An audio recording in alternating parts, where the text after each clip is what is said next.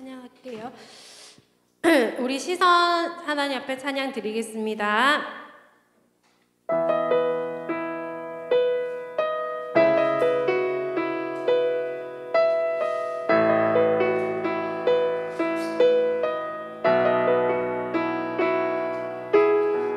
내게로부터 눈을 들어 주를 보기 시작할 때 주의 일을 보겠네.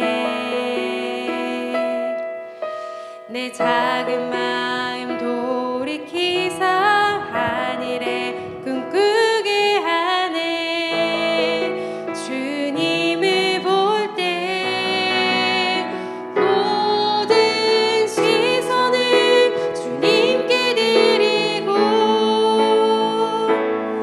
살아계신 하나님을 느낄 때 내 삶은 주의 역사가 되고 하나님이 일하기 시작하네. 성령이 나를 변화시켜, 성령이 나를 변화시켜 모든 두려움 사라질 때 주의 길을 보겠네. 황폐한 땅 한가운데서 주님 마음 알게 되리.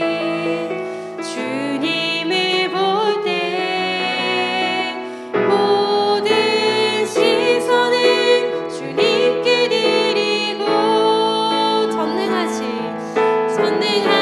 하나님을 느낄 때 세상은 주의 나라가 되고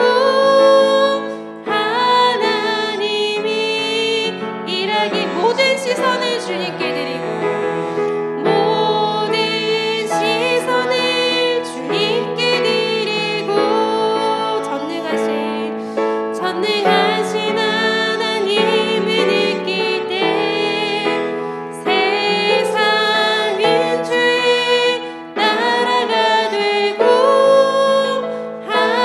하나님이 일하기 시작하네.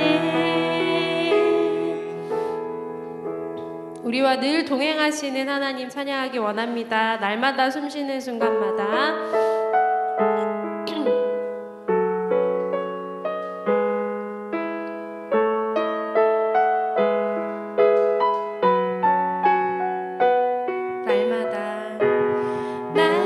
날마다 숨쉬는 순간마다 내 앞에 어려운 일 보내. 주님 앞에 이 몸을 맡길 때 슬픔 없네, 두려움 없네. 주님을 그 자비로운 손길 항상 좋은 것 주시도다. 사랑스레 아픔과 기쁨을 수고와 평화와 안식. 우리 3절 인생의 어려운 순간마다 주의 약속 생각해보네. 내 맘속에 믿음 잃지 않고 말씀 속에 위로를 얻네. 아멘. 주님의 도우심 바라보며 모든 어려움 이기도다.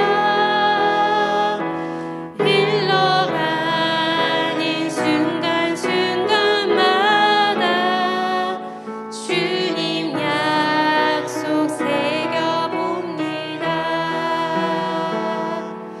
우리 박수 치면서 찬양이 언제나 넘치면 하겠습니다. 찬양이 언제나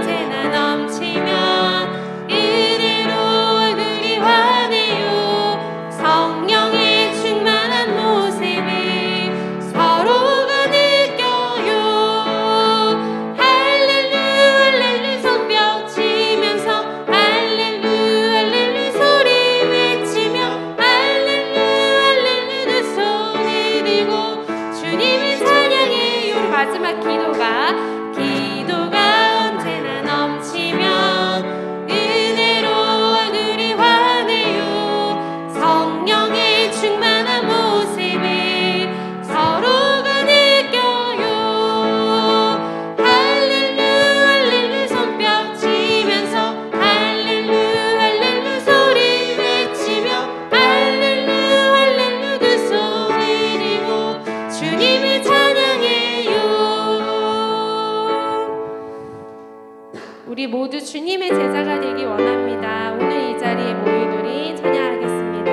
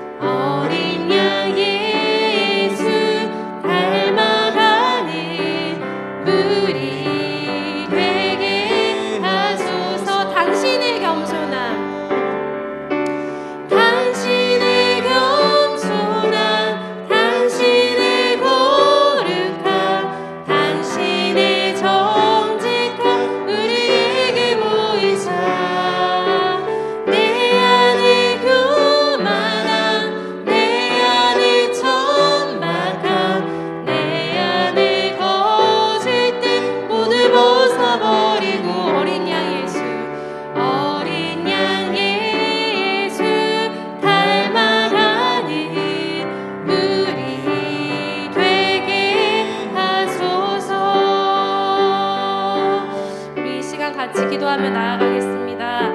하나님을 따르는 무리가 아니라 하나님을 닮아가고 하나님의 성품을 닮아가고 하나님의 뜻을 구하는 제자로서 우리가 살아갈 수 있도록 해달라고 이 시간 하나님께 우리 믿음을 위해서 기도하며 나아가도록 하겠습니다. 기도하시겠습니다. 하나님, 우리를 하나님의 제자로 사용하여 주시옵소서. 우리의 연약한 믿음을 하나님 불쌍히 여겨주시고 하나님 우리 믿음의 그릇을 넓혀 주시옵소서. 하나님 모든 것들을 하나님의 관점으로 성경의 말씀에 근거하여서 우리가 살아갈 수 있도록 인도하여 주시고 온전히 하나님만 따라가는 하나님께 헌신하는 제자로서 살아갈 수 있도록 은혜를 더하여 주시옵소서. 하나님 오늘 예배 가운데도 성령 충만함으로 함께하여 주시며 하나님의 말씀을 듣고 우리가 그 말씀 따라 살아갈 수 있도록 은혜를 더하여 주시옵소서. 하나님 성령 충만케 하여 주시옵소서.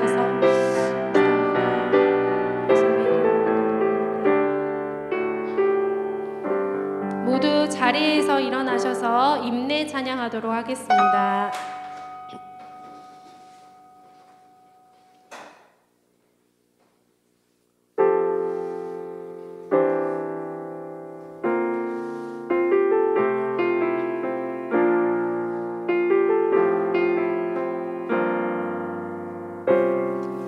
우리 모두 예배하는 자 되어 온전히 영과 진리로 주를 예배하자. 주가 우리와 함께 영원히 함께 하시고 마르지 않는 샘물로 우리 채우시리라.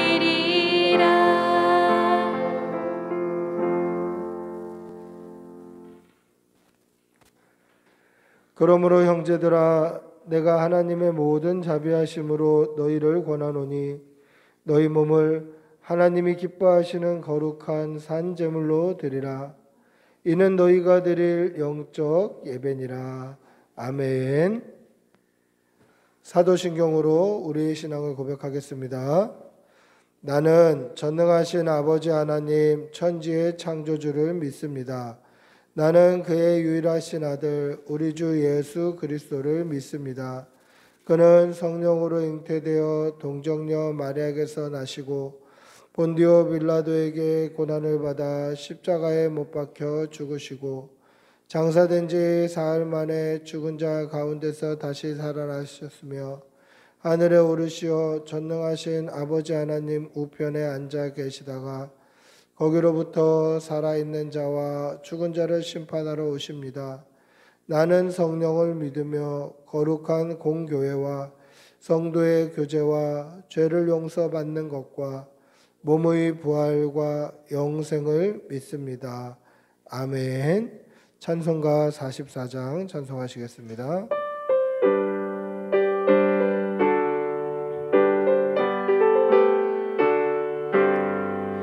지난 일의 동안에 예수 인도했으니 주의 전에 모여서 감사 찬송합니다. 가장 복된 이날은 하늘 안식표로다. 가장 복된 이날은 하늘 안식표로다. 주의 공로 힘입어 은혜 주신 빌때에 화목하게 하시고 죄를 벗겨주소서. 세상 걱정 버리고 은혜 받게 하소서. 세상 걱정 버리고 은혜 받게 하소서. 하나님의 이름을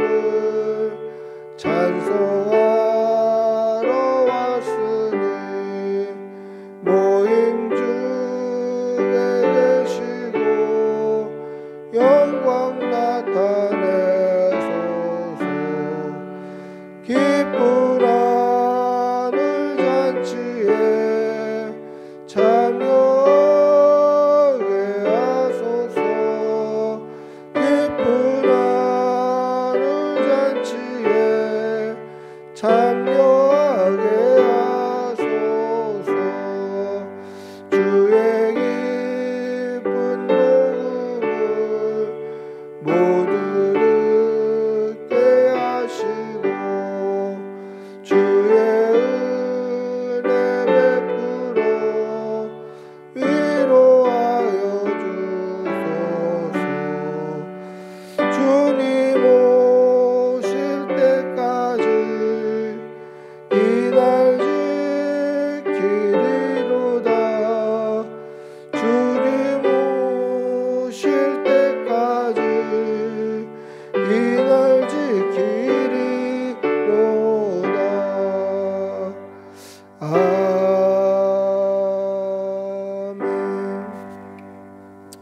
아멘. 아멘. 참회의 기도를 드리겠습니다. 사랑의 아버지 하나님, 오늘도 주의 전에 나와 예배할 수 있는 은혜, 예배드릴 수 있는 장소, 예배드릴 수 있는 시간과 우리의 생명과 건강 주셔서 감사합니다. 하나님, 하나님께 나와 예배할 때 우리가 이 자리에 선 것만 해도 감사와 그 은혜가 풍성함을 눈으로 보고 느끼고 있습니다마는 그럼에도 우리가 그것을 깨닫지 못하고 종종 잊어버리고 감사보다 불평했고 은혜보다 원망했던 것을 하나님 앞에 고백합니다. 우리의 죄를 용서하여 주시옵소서. 하나님의 말씀을 따라 순종하는 것이 성도의 당연한 삶이라는 것을 알면서도 하나님의 말씀을 따르기보다 순종하기보다 내 감정과 내 욕심과 내 정욕과 내 지식을 따라 살았던 우리의 지난 날을 용서하여 주시옵소서. 하나님 앞에서 항상 진실하고 신실해야 됨에도 외식했고 거짓됐고 하나님 앞에 우리의 죄를 감추었던 것 용서하여 주시옵소서.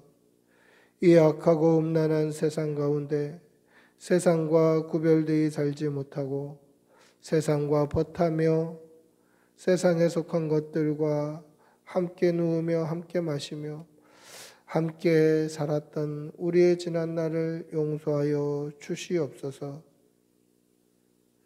지금은 하나님과 나만이 아는 죄를 생각하며 묵묵히 참회의 기도를 계속합니다. 주님 용서해 주시옵소서. 정결케 해 주시옵소서. 거룩 성령님 만져주시옵소서. 내 죄를 씻어주시옵소서. 성령 충만케 하여 주시옵소서. 주님 도와주시옵소서. 우리의 죄와 원죄를 용서해 주시옵소서.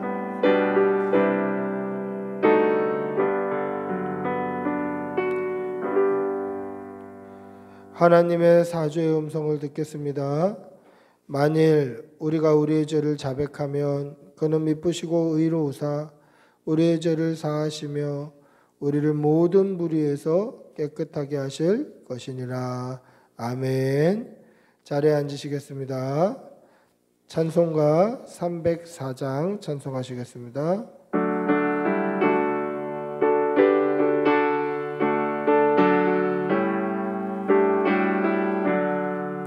크신 하나님의 사랑 말로 다여 용 못하네. 저 높고 높은 별을 넘어 이 낮고 낮은 땅 위에 죄범하여 온구하려 그 아들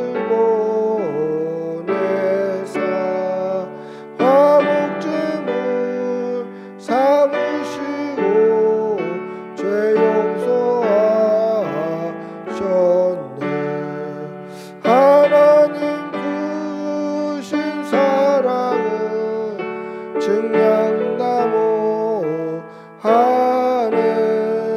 영원히 변치 않는 사랑 성도여 찬양하세. 하늘 시절 지나가고 땅 위에 영화 세할 때 주 믿지 않던 영혼들 큰 소리에 쳐 울어도 주 믿는 성도들에게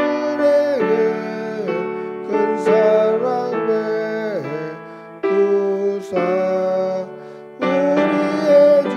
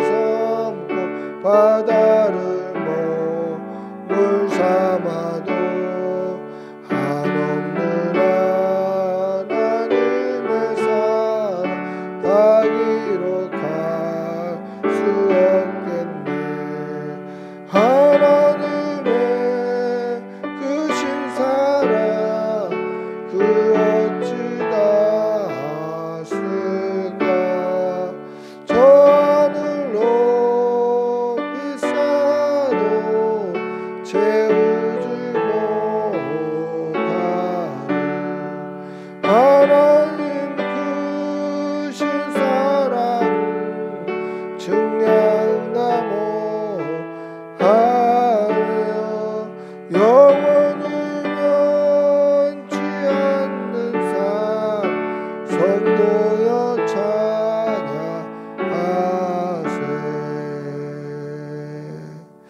아멘. 기도하겠습니다. 살아계셔서 오늘도 우리를 인도하시고 역사하시고 우리의 삶을 주관해 주시는 거룩하신 아버지 하나님, 오늘도 주의 전에 나와 예배드립니다. 우리 예배를 받아주시고 성령의 강으로 우리를 덮어주시고 우리 예배를 기쁘게 흠양하여 주시옵소서. 하나님 홀로 영광받아 주시옵소서. 하나님, 오곡이 익어가는 추수의 계절을 우리가 맞이합니다. 하나님, 우리가 들의 곡식과 나무의 열매들이 추수됨과 같이 우리에게도 하나님께서 언제든지 손 벌려 열매를 달라고 하시면 믿음의 열매, 전도의 열매, 우리 신앙의 열매를 하나님의 손에 쥐어드릴 수 있도록 하나님 추수하는 마음으로 씨 뿌리며 가꾸며 열매 맺기에 충성할 수 있도록 도와주시옵소서.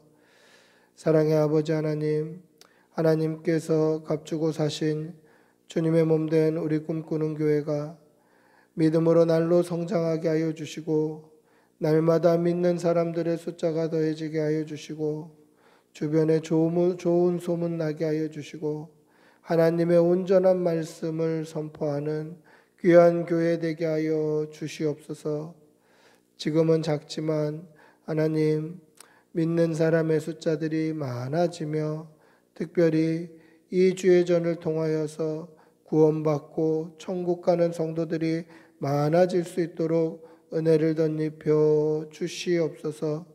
하나님 함께하여 주시어서 하나님의 전에 나올 때마다 은혜 받게 하여 주시고 주의 전에 나오는 것을 사모하게 하여 주시고 믿음으로 하나님 앞에 설 때마다 귀한 은혜의 풍성함을 받아 누릴 수 있도록 도와주시옵소서. 사랑이 무한하신 아버지 하나님, 사랑하는 성도들의 가정에 하나님의 복과 은혜가 충만케 하여 주시옵소서. 성도들의 가정에 날마다 일용할 양식이 끊이지 않게 하여 주시고 물질의 풍성한 복이 넘치게 하여 주시고 건강과 또 평안함과 자녀의 복이 풍성할 수 있도록 은혜를 덧입혀 주시옵소서. 하나님께서 눈동자와 같이 지켜주시고 영과 육의 강건함으로 보듬어 주시어서 코로나로부터 안전하게 지켜주시고 어떠한 질병과 어떠한 사탄의 미혹도 틈타지 아니하도록 하나님 지켜주시옵소서. 사랑하는 우리 자녀들 영육간의 강건함으로 붙들어 주시어서 하나님께서 이 땅을 믿고 맡기실 만한 훌륭한 제목 되게 하여 주시고 믿음으로 바르게 성장하여서 하나님 나라에 크게 쓰임받는 우리 자녀들 다 되게 하여 주시옵소서. 하나님, 오늘 지금 이 시간까지 하나님께서 인도해 주셨사오니 우리의 앞날도 하나님 끝까지 인도하여 주시고 책임져 주시옵소서. 특별히 오늘 이 강단을 통하여서 하나님 친히 말씀하여 주시고 하나님께서 친히 말씀하시는 그 말씀을 받아 누리는 여기 모인 모든 주의 백성들과 이 예배에 함께하는 모든 성도들에게 동일한 은혜로 덮어 주시옵소서. 오늘도 하나님이 받으시는 귀한 예배, 거룩한 예배 되기를 사모합니다. 하나님 힘 주시옵소서.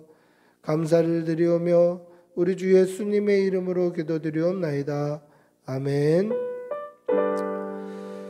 주님 도와주시오. 성령을 부어주시오. 믿음 주시오.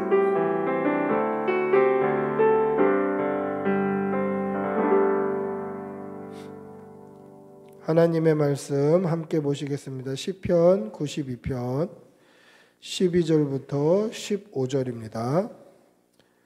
구약성경 871면에 있습니다. 시편 92편 12절부터 15절.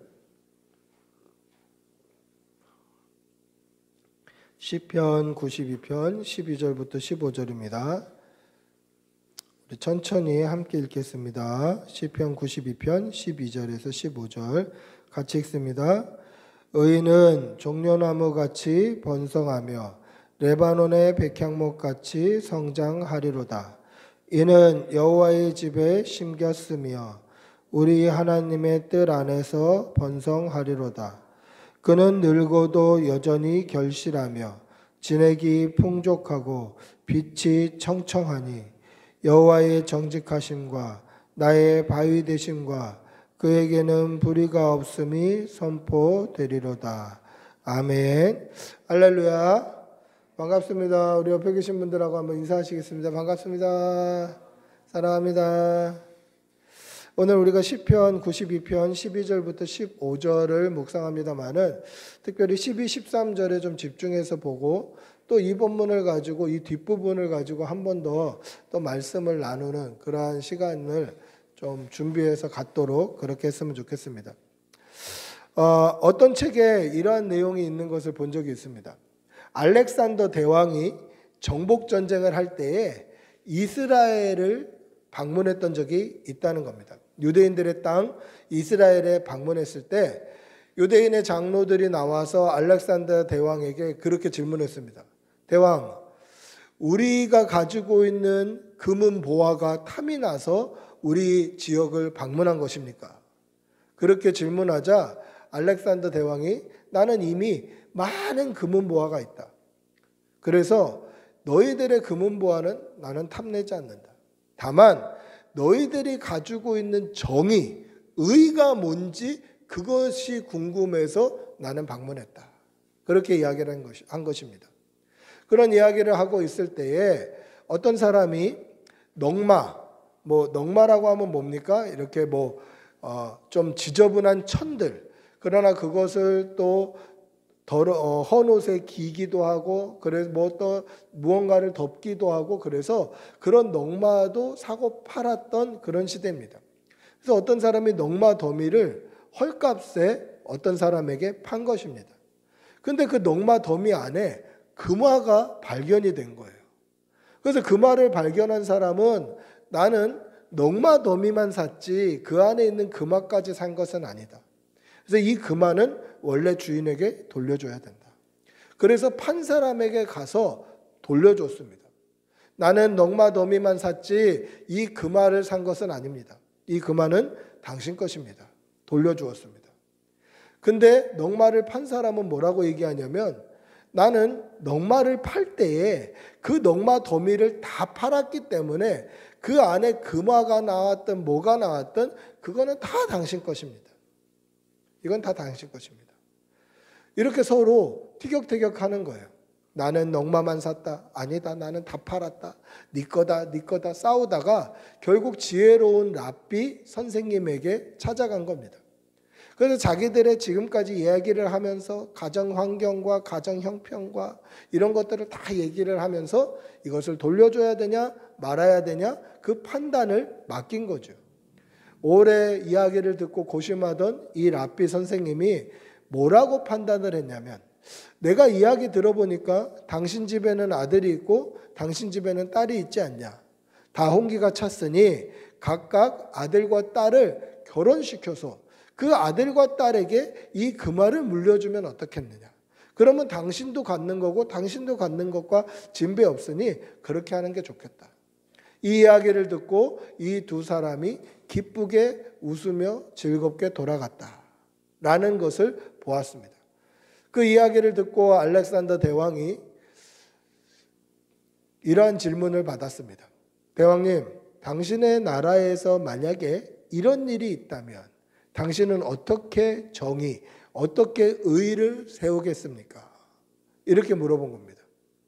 그때 알렉산더 대왕이 뭐라고 대답하냐면 만약에 우리나라에서 저런 일이 있다면 나는 2명을 다 칼로 베어 죽이고 저 금화를 내가 갖겠다. 이게 나의 정의고 나의 의다. 이렇게 얘기를 하는 겁니다.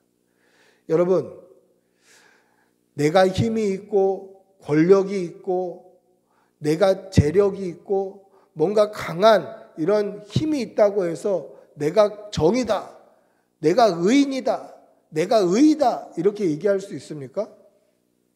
만약에 그렇게 얘기하면 교만한 거예요. 자기가 하나님의 위치에 있는 거예요. 내가 의이다, 내가 의롭다, 내가 정이다 라고 얘기하는 것은 내가 하나님의 위치에 있는 거예요. 이거는 교만한 것이죠. 과연 그것이 정의인가? 그렇지 않다라는 것입니다. 오늘 우리가 읽은 말씀을 통해서 하나님이 말씀하시는 의인이 무언가? 의인, 의로운 사람, 이 사람이 과연 누구인가? 어떤 사람이 의인인가? 말씀을 통해서 은혜 받고 도전받는 시간이 되기를 축복합니다. 할렐루야. 오늘 우리가 읽은 본문은 의인은 이렇게 시작을 합니다. 12절에 보시면 의인은 그렇게 시작을 합니다. 의인이 뭡니까? 의로운 사람입니다. 반대말은 죄인이죠. 죄가 없는 의로운 사람이 의인이다라는 것입니다. 여러분, 저와 여러분도 예수 그리스도의 십자가를 믿음으로 십자가의 보혈로 죄 씻음을 받으면 의로운 사람, 의인이 된다는 것을 믿으시길 바랍니다. 할렐루야. 처음부터 의인이었던 건 아니죠. 저와 여러분이 처음부터 의인이었던 건 아닙니다. 우리는 처음엔 죄인이었습니다. 그런데 의롭게 된 것이죠. 의롭게 돼서 의인이 된 것입니다. 오늘 시편 기자가 말하는 의인은 이 의인 역시 하나님을 믿는 믿음으로 의롭게 된 의인을 이야기하는 거예요. 저와 여러분은 어떻습니까? 저와 여러분은 예수 그리스도의 십자가를 믿음으로 예수님이 내 죄를 대속하셨다. 예수님의 대속의 은혜를 믿음으로 내 죄사함을 받았다라는 그 믿음의 결과로 의인이 된 거예요. 처음부터 의인이 아니라 십자가의 영광, 십자가의 대속으로 말미암아 우리가 의롭게 된 것입니다. 믿음으로 말미암아 의롭게 된 거예요. 여러분, 믿음으로 의롭게 됐다는 것을 분명히 기억하셔야 됩니다. 믿는 척 해갖고 의롭게 되는 게 아니에요. 기도하는 척하고 말씀 보는 척하고 착한 척하고 예배드리는 척하고 그냥 이러한 외식으로 의롭게 된 게 아니에요. 하나님은 우리의 중심을 다 아셔요. 아, 그럼 어떡하라고요? 그래서 예수님 필요한 거예요. 그래서 십자가가 필요한 거예요. 우리 힘으로 안 돼요. 그래서 예수님의 십자가, 예수님의 은혜, 예수님의 보혈의 그 사랑이 우리에게 필요한 것이죠. 그렇기 때문에 우리가 의롭게 된 거에는 우리의 공로가 하나도 포함이 안 돼 있어요. 뭐 억지로 의로운 척 할 수 있죠. 억지로 믿는 척 할 수 있죠. 예배 드리는 척 할 수 있죠. 기도하는 척 할 수 있죠. 하나님은 안 속으셔요. 다 죄예요. 그렇기 때문에 예수님의 십자가가 필요하고 하나님의 은혜가 필요하고 예수 그리스도의 보혈이 필요한 거예요. 따라서 우리가 의인이다. 예수 믿는 믿음으로 말미암아 의롭게 된 의로운 백성이다 라고 하는 이 의인이 된 이 사실에는 우리의 공로가 눈꽃만큼도 필요 없어요. 개미 오줌만큼도 필요 없어요. 하나도 들어가지 않아요. 100% 하나님의 은혜예요. 전적으로 하나님의 은혜. 예수 그리스도의 보혈의 공로 하나님의 은혜다라는 것입니다. 이 사실을 믿으시기 바랍니다. 할렐루야. 따라서 우리는 아무것도 자랑할 게 없어요. 내가 목사입니다. 자랑할 게 없어요. 우리 집안이 지금 4대째 예수 믿고 있습니다. 내가 지금 몇 년째 신앙생활 했습니다. 내가 이 꿈꾸는 교회 개척 멤버입니다. 아무 공로가 없어요. 자랑할 게 없어요. 왜 그렇습니까? 원래 우리는 죄인이었기 때문에 그래요. 예수님 아니면 100% 지옥 갈 수밖에 없는 완전한 죄인. 예수 그리스도 아니면 100% 지옥 갈 수밖에 없는 완벽한 죄인이었기 때문에 우리는 자랑할 게 아무것도 없다라는 것입니다. 죄로 죽을 수밖에 없는 저와 여러분이 예수 그리스도의 보혈로 말미암아 의롭게 된 거예요. 이 사실을 믿으시기 바랍니다. 죄인이 의인으로 변화된 거예요. 이 사실을 믿으시기 바랍니다. 여러분, 이건 변신이 아니에요. 죄인이었다가 의인으로 변신한 게 아니에요. 완전히 다른 사람이에요. 그래서 성경은 뭐라고 되어 있냐면 거듭났다라고 되어 있어요. 다시 낳은 거예요. 다시 태어난 거예요. 다른 사람으로, 다른 인격으로 죄인이었다가 의로운 하나님의 백성으로 완전히 다시 태어난 거예요. 변신이 아니라 거듭난 거예요. 거듭난 거. 완전히 거듭난 거예요. 다른 사람이에요. 그럼 어떻게 해야 됩니까? 우리에게는 의로운 사람으로 태어난 사람의 삶이 따라와야 돼요. 의로운 의인의 삶이 따라와야 된다라는 거죠. 죄인의 삶을 청산하고 의로운 사람의 삶이 따라와야 한다라는 것입니다. 거듭난 사람의 성품, 거듭난 사람의 인격, 아까 우리가 찬양했고 우리 인도했던 유지수 자매가 이야기했던 것처럼 완전히 하나님으로 말미암아 변화된 삶, 주님을 따라가는 삶, 팬이 아니라 제자의 삶이 나와야 한다라는 것입니다. 여러분, 그렇기 때문에 우리는 오늘도 하나님의 은혜가 필요하고 오늘도 십자가가 필요한 거예요. 이 사실을 믿으시기 바랍니다. 여러분, 만약에 거듭나고 변화됐음에도 불구하고 나는 원래 의인이었던 것처럼, 나는 원래 뭔가 생명이 있었던 것처럼 이렇게 거들먹거리고 살면은 과연 어떤 기분일까?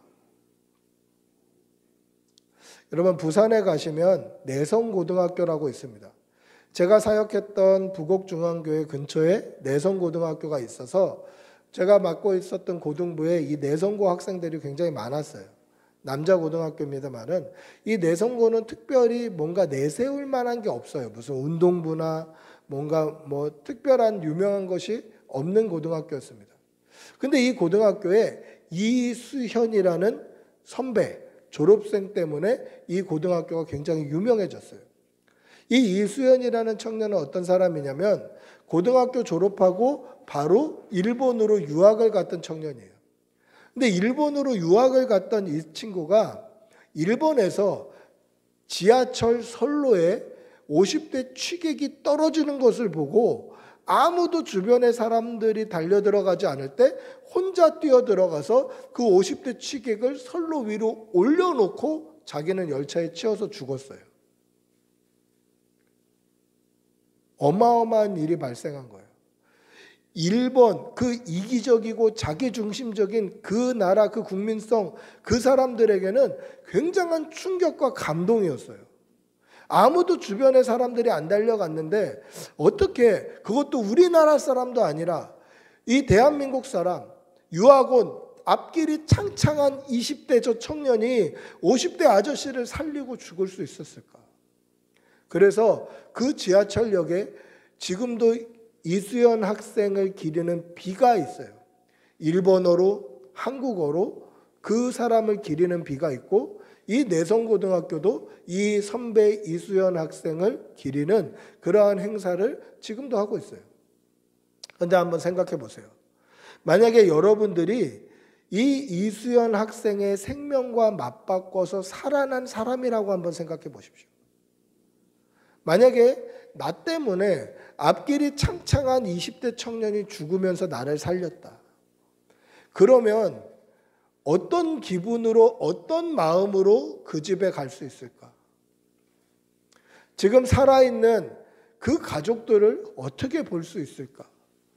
나 때문에 앞길이 창창한 그 아들을 잃은 부모님께 나는 뭐라고 얘기할 수 있을까?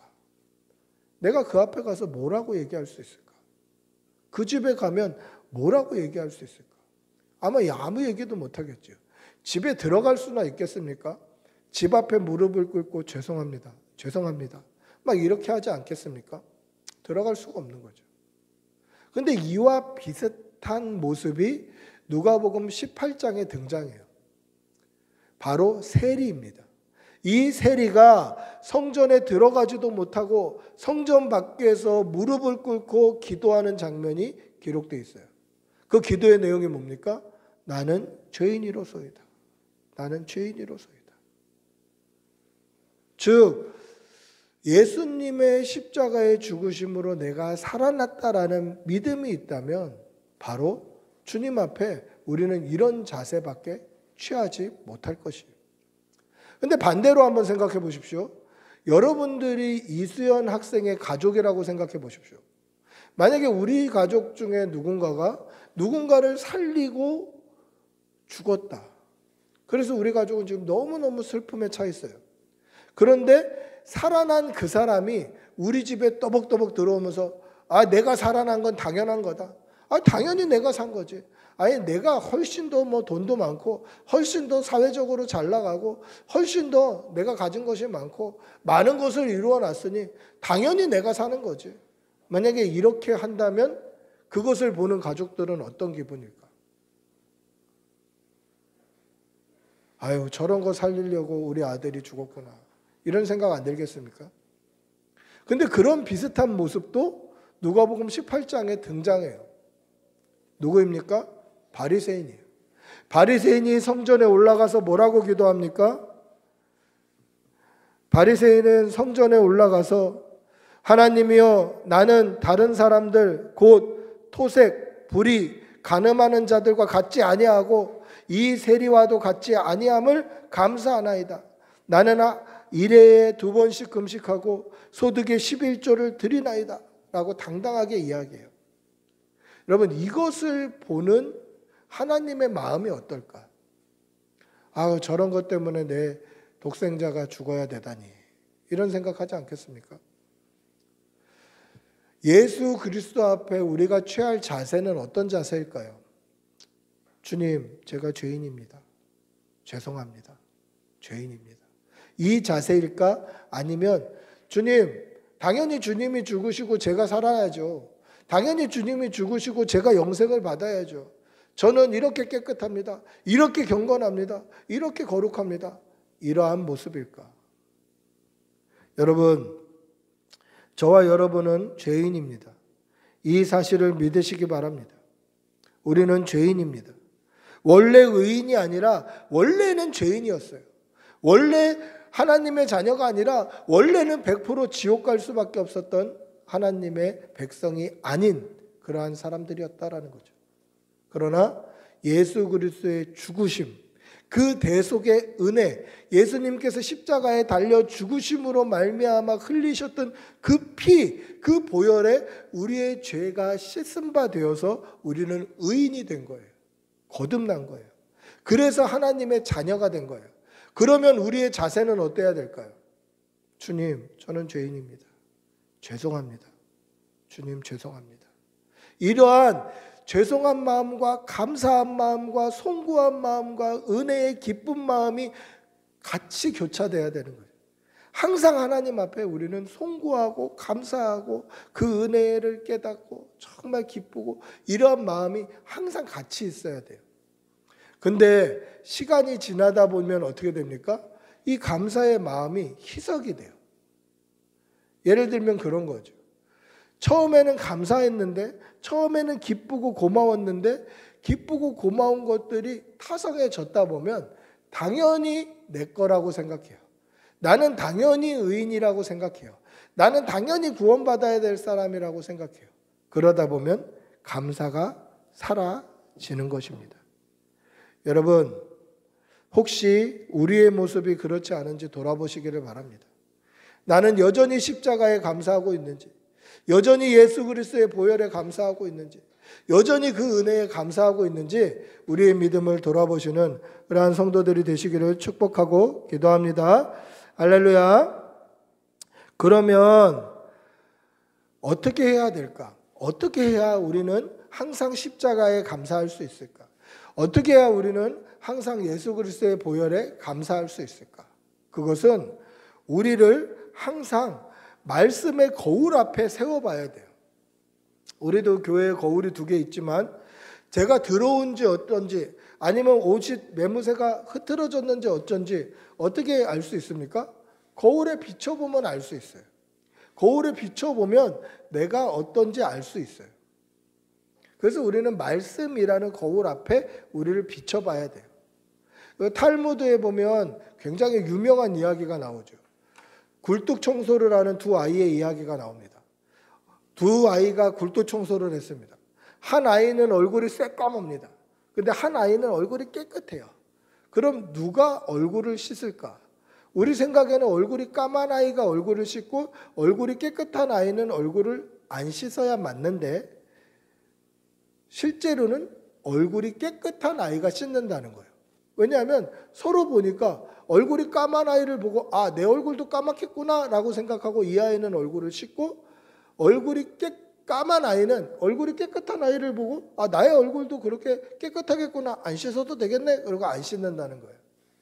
그러니까 실제로 얼굴이 깨끗한 아이가 얼굴을 씻는다는 거죠. 그럼 보세요. 내 얼굴이 더러운지 깨끗한지 알려면 누구를 봐야 됩니까? 같이 굴뚝에 들어간 아이를 보는 게 아니라 거울을 봐야 돼. 거울을 보고 깨끗한지 더러운지를 판단하고 씻든지 말든지를 판단해야 되는 거죠. 그러니까 우리가 예수 그리스도의 십자가의 보혈에 항상 감사하려면 하나님의 말씀에 우리의 삶을 비춰봐야 돼요. 난 말씀대로 살고 있는지, 하나님이 원하시는 삶을 살고 있는지. 그렇지 않으면 날마다 십자가 붙들고 예수 그리스도 붙들고 그렇게 살아야 하는 것입니다. 이 사실을 믿으시기 바랍니다. 그냥 나보다 못한 신앙인, 나보다 못한 누구, 때로는 사회적으로 어떤 목사가 무슨 사고 쳤다, 어떤 목사가 죄를 지었다 하면 그래도 저 목사보다 내가 낫다, 목사보다 나니까 나는 괜찮은 신앙인이다, 이렇게 사람을 보고 판단하는 것이 아니라 우리는 항상 거울을 보고 판단해야 한다라는 것입니다. 그래서 십자가 붙들고 의로운 하나님의 백성이 되어야 됨을 믿으시기 바랍니다. 그래서 의인이 된 것이죠. 그래서 의롭게 된 것입니다. 그래서 오늘 12절에 보시면 의인은 이라고 시작을 하죠. 우리 12절 한번 다시 읽어볼까요? 12절입니다. 같이 읽어보겠습니다. 시작. 의인은 종려나무같이 번성하며 레바논의 백향목같이 성장하리로다. 의인을 두 종류의 나무로 비유합니다. 첫 번째는 종려나무죠. 이 종려나무는 무엇입니까? 대추야자나무, 이런 것을 뜻합니다. 그러니까 우리가 생각하는 이 야자나무 같은 거, 열대 지방에 가면 있는 나무, 그런 나무가 종려나무예요. 그 종려나무의 이파리는 번성과 영광을 상징해요. 그래서 예수님께서 예루살렘에 입성하셨을 때 호산나를 외치면서 종려나무 가지를 까는 거예요. 영광, 번성을 상징해요. 그리고 레바논의 백향목은 어떤 나무입니까? 레바논의 백향목은요, 레바논이 원산지이기는 하나 이스라엘 땅에서도 볼 수 있어요. 제가 예루살렘에 갔을 때에도 감람산에서 이 백향목을 본 적이 있는데 어떻게 생겼냐면 나무가 아래부터 위까지 그냥 반듯하게 올라가 있어요. 보통 나무들은 올라가면서 점점 좁아지는데 이 백향목은 전봇대 같이 그냥 이 굵은 나무가 그대로 올라가요. 끝까지. 한 30-40m 올라가요. 그래서 이 레바논의 백향목은 성장을 뜻해요. 그리고 반듯하게 자라기 때문에 깨끗함을 뜻해요. 그래서 레바논의 백향목 가지고 뭘 만들죠? 성전을 짓는 거예요. 성전을. 거룩한 하나님의 전을 짓는 거예요. 그래서 백향목이 성전으로도 비유가 돼요. 성경에 보면. 그러니까 성전과 같이 거룩하고 깨끗하고 바른 것, 이것이 백향목의 특징이에요. 그러니까 의인은 종려나무 같고 레바논의 백향목 같다라는 말은 의인은 번성하고 영광스럽고 깨끗하고 정결하다, 그 이야기를 뜻하는 거예요. 이게 의인의 특징이에요. 죄인은 어떻습니까? 죄인은 영광스럽지도 않고 번성하지도 못하고 깨끗하지도 못하고 거룩하지도 못한 거죠. 번성, 깨끗, 영광, 거룩, 이것은 하나님이 주시는 거예요. 그러니까 죄인은 받을 수 없는 거죠. 그래서 의인이 받아 누릴 것들이 바로 이런 것들이다. 그러면 어떻게 받아 누릴 수 있을까? 어떻게 하나님으로부터 이러한 은혜를 받아 누릴 수 있을까? 우리 13절 한번 다시 읽어볼까요? 13절입니다. 시작.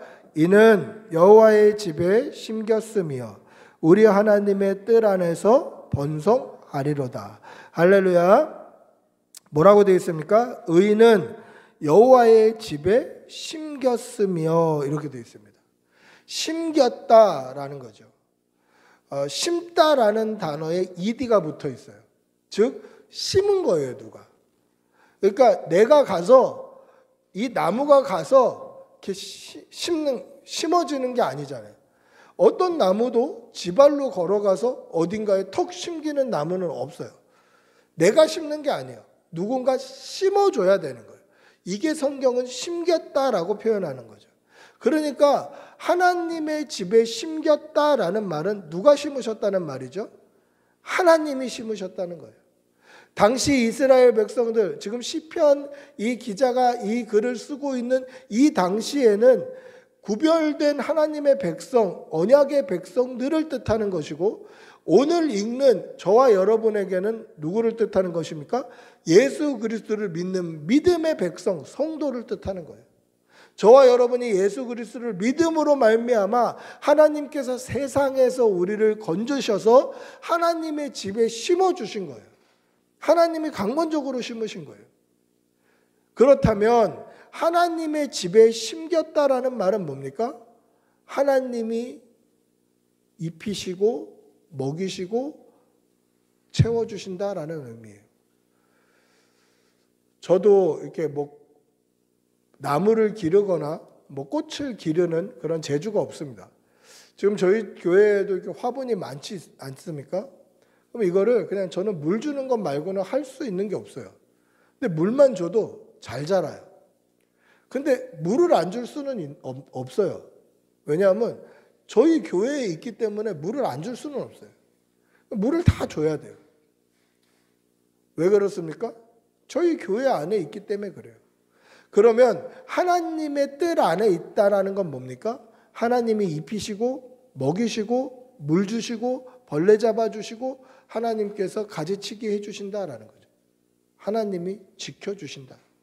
즉 저와 여러분이 예수 그리스도를 믿음으로 말미암아 하나님의 집에 심기운 의로운 의인 성도가 됐다면 하나님이 입히시고 먹이시고 돌보시고 지켜주신다는 것을 믿으시기 바랍니다. 그런데 하나님의 집 밖에 뿌리를 두고 있으면서 이 가지만 하나님의 집으로 넘겨 있는 이러한 사람은 하나님이 입히시고 먹이실 수가 없어요. 뿌리를 떼어내어서 뿌리를 잡아 뽑아서 세상에서 뿌리 내리고 있던 그 뿌리를 완전히 들어서 하나님의 집으로 심겨져야 돼요. 이게 거듭남이고 이게 의인의 삶이에요. 그냥 삶은 비슷하게 살면서 뿌리는 밖에 두고 이파리만 가지만 하나님의 집 안에 두고 나는 하나님의 집 안에 있는 나무처럼 성도처럼 그리스도인처럼 그렇게 살면 하나님이 입히시고 먹이시고 도우시는 복을 받을 수 없다라는 것이죠. 하나님의 집 안에 심기어져 있어야 하나님의 은혜를 받아 누릴 수 있다라는 것입니다. 여러분, 세상 가운데 우리의 뿌리를 두고 있다면 다 뜯어내서 하나님의 집으로 옮겨 심기는 그러한 성도들이 되시기를 축복하고 기도합니다. 할렐루야. 말씀을 맺습니다. 우리는 어디에 심겨져 있을까요? 우리는 어디에 심겨져 있을까요? 하나님의 집에 심겨져 있습니까? 아니면 세상 속에 심겨져 있습니까? 혹시 세상 속에 뿌리를 두고 이파리만 가지만 하나님의 집으로 넘겨놓고 있지는 않은지 돌아보시기를 바랍니다. 나는 하나님의 집에 심기운 나무가 되어서 하나님이 먹이시고 입히시고 복 주시는 그 은혜를 누리시는 여러분들이 되시기를 바랍니다. 그 하나님의 복은 어떤 복입니까? 14절 15절 한번 읽어보겠습니다. 14절 15절입니다. 같이 읽어봅니다. 시작. 그는 늙어도 여전히 결실하며 진액이 풍족하고 빛이 청청하니 여호와의 정직하심과 나의 바위 되심과 그에게는 불의가 없음이 선포되리로다. 할렐루야. 하나님의 집에 심겨져 있으면 하나님이 복 주시고 먹이시고 입히시기 때문에 늙어도 여전히 결실하고 빛이 청청하고 진액이 무성해서 하나님이 저 사람의 바위 되심과 하나님이 저 사람의 인도자와 보호자 되심과 하나님이 함께 하심이 그 사람의 삶으로 선포된다라는 거예요. 여러분, 하나님의 복을 받는 여러분들이 되시기를 바랍니다. 또 하나님이 복 주셨다라는 것이 사람들에게 자랑이 되는 그러한 성도들이 되시기를 바랍니다. 예수 그리스도로 말미암아 하나님의 집에 굳게 서서 하나님께서 키우시는 아름다운 종려나무와 깨끗한 백향목으로 자라는 여러분들이 되시기를 축복하고 기도합니다. 우리 한번 같이 기도하겠습니다. 같이 기도할 때에 하나님, 내가 지금 어디에 심어져 있는지 돌아보게 하여 주시옵소서. 혹여나 내가 양다리를 걸치고 있다면 세상을 향한 나의 그 뿌리를 찍어내고 하나님의 집으로 온전히 심기어져서 하나님이 주시는 은혜와 그 풍성함과 그 하나님이 주시는 섭리와 그 기쁨을 맛볼 수 있도록 은혜를 더하여 주시옵소서. 우리 한번 주님의 이름 크게 부르고 같이 기도하겠습니다. 주님, 인도하여 주시옵소서.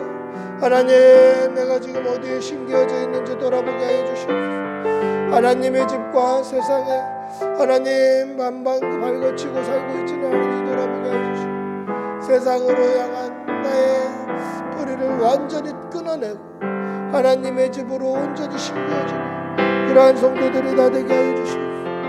믿음의 성도가 되게 하여 주시옵소서. 주님 도와주시옵소서. 믿음 주시옵소서. 성령을 부어주시옵소서.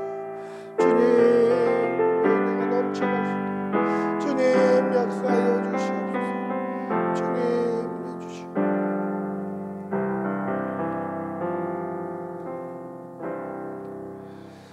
의인은 종려나무같이 번성하며 레바논의 백향목같이 성장하리로다. 사랑의 아버지 하나님, 우리가 예수 그리스도의 십자가의 보혈로 의롭게 된 하나님의 자녀, 하나님의 백성, 하나님 앞에 의로운 백성으로서 의인답게 의로운 백성답게 살아가게 하여 주시옵소서. 세상과 하나님의 집에 한 다리씩 뿌리를 내리고 살지 않게 하여 주시고 완전히 예수 그리스도의 피로 말미암아 하나님의 뜻 안에 완전히 심기운 바 되고 예수 그리스도에게 거룩하게 접붙임을 받아서 거룩한 백성다운 삶을 살아내게 하여 주시고 믿음으로 승리하는 주의 백성들이 다 되게 하여 주시고 하나님의 인도하심과 섭리와 도우심과 그 지키시는 손길이 우리의 삶 가운데 풍성할 수 있도록 은혜를 덧입혀 주시옵소서. 온전히 하나님의 집에 심기운 나무가 되어서 우리의 생명이 끝나는 날 잘했다 칭찬받는 귀한 성도들이 다 되게 하여 주시옵소서. 감사를 드리며 우리 주 예수님의 이름으로 기도드리옵나이다. 아멘. 찬송가 182장 찬송하시면서 준비하신 예물 하나님께 올려드리겠습니다.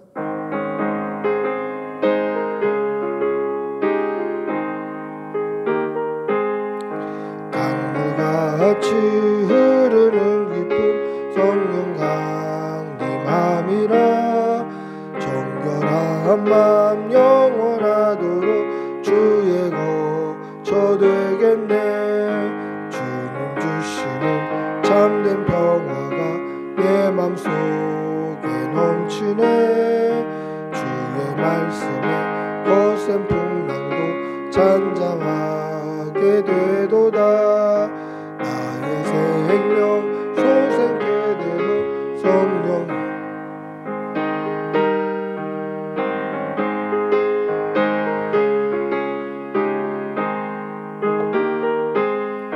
주님 주시는 참된 평화가 내 맘속에 넘치네. 주의 말씀에 거센 풍랑도 잠잠하게 되도다. 하늘에서 단비 내리고 햇빛 찬란함같이 우리 마음에 성령이 많이 주의 보내심이라. 참된 평화가 내 맘속에 넘치네. 주의 말씀에 거센 풍랑도 잠잠하게. 5절 찬양하겠습니다. 놀라우신 주의 은혜로 그의 얼굴 뵙겠네. 영화로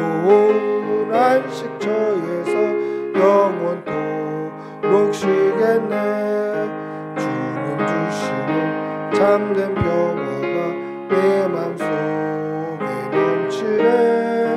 주의 말씀에 거센 풍랑도 잠잠하게 되도다.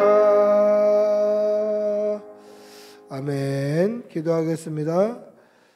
사랑의 아버지 하나님, 오늘도 좋은 날 주시고 우리에게 생명 주시고 예배할 수 있는 교회 주셔서 감사합니다.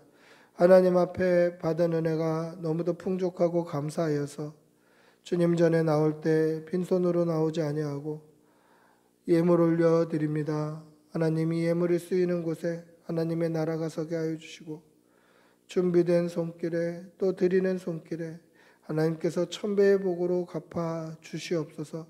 성도의 가정에 일용할 양식이 끊이지 않게 하여 주시고 날마다 풍성한 은혜와 복이 넘치게 도와 주시옵소서. 특별히 하나님 함께 하여 주시어서 자녀들과 그 직장과 일터와 사업장과 그 모든 가족들에게 복이 넘칠 수 있도록 인도하여 주시옵소서. 그리하여서 가정의 어려움이나 문제로 인하여서 하나님 앞에 나오는 것이 어렵지 아니하도록 하나님 도와 주시옵소서. 간절히 바라옵고 우리 주 예수님의 이름으로 기도드리옵나이다. 아멘. 광고 말씀드리겠습니다. 이번 주 토요일 가을 소풍이 있습니다.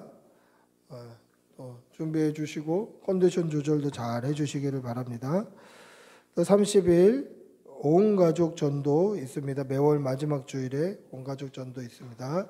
위에서 기도해 주시고 또 마음으로 늘 준비해 주시기를 바랍니다. 자세한 광고는 주보를 참조해 주시면 되겠습니다. 다음 주 예배 기도는 우수한 집사님입니다. 우리 모두 일어나셔서 행복 찬양하신 후에 축도로 예배를 마치겠습니다.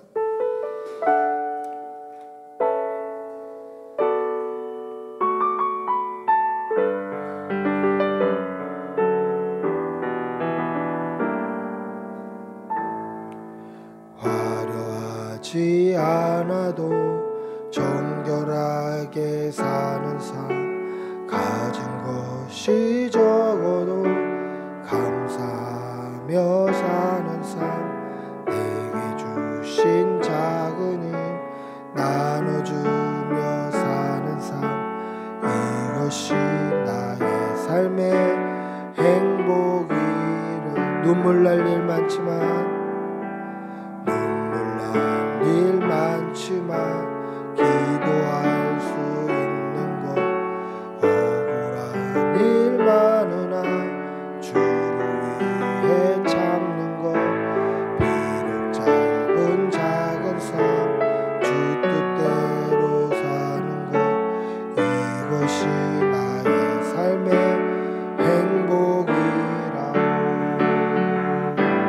이것이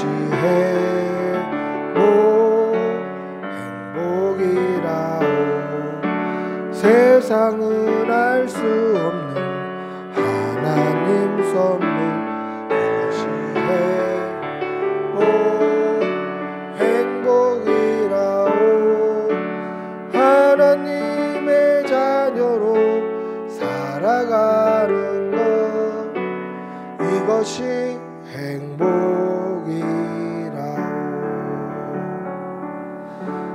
기도하겠습니다. 우리 주 예수 그리스도의 은혜와 하나님의 사랑과 성령의 교통하심이 의로운 하나님의 백성처럼 거듭난 성도답게 살아가기를 다짐하는 여기 모인 모든 주의 백성들과 그 가정과 모든 일터와 그 모든 자녀 친지들 위해 지금부터 영원히 함께 있을지어다. 아멘. 주님 도와주시옵소서. 성령을 부어주시옵소서. 주님 영광 받아주시옵소서. 주님 하나님의 복을 생할 수 있도록 도와주시옵소서. 주님 인도하여 주시옵소서. 주님 도와주시옵소서.